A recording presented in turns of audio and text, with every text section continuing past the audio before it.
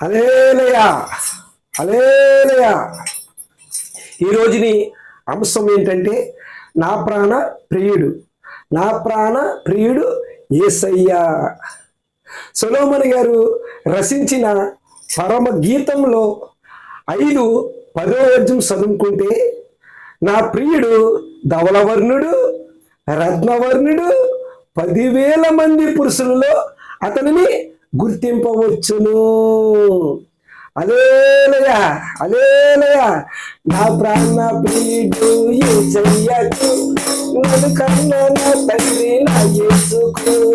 నా ప్రాణ ప్రియుడు యేసయ్యకు, నన్ను కన్న నా తండ్రి నా యేసుకు. ఆరాధన ఆరాధించే యేసయ్యకు ఆరాధన, ఆరాధన పరలోక తండ్రికి ఆరాధన. నా ప్రాణ ప్రియుడు యేసయ్యకు, నన్ను కన్న నా తండ్రి నా యేసుకు. హల్లెలూయా.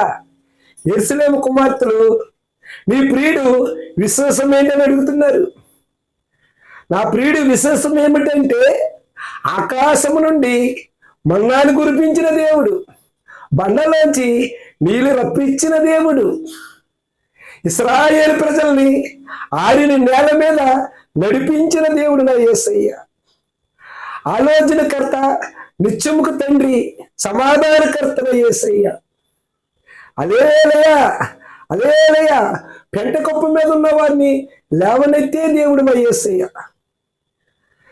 మోగవారిని మాట్లాడించే దేవుడు యేసయ్య. అలాంటి ప్రియుడు చాలా విశేషమే నా తండ్రిది, చాలా విశేషమే.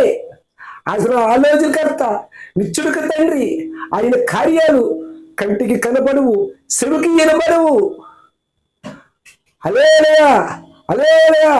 మా ప్రాణ ప్రియుడు ఈరోజు యేసయ్య ఎవరితో మాట్లాడుతున్నారు? అందరూ విని ఆలకించి దేవుడు చెప్పిన మాటలు ఎవరు వింటారో వాళ్ళు ధన్యులవుతారు. దేవుడు చెప్పినట్టు నడుచుకుంటే దేవుడు చేసిన కార్యాలు మన పట్ల నెరవేరుతాయి. హల్లెలూయా.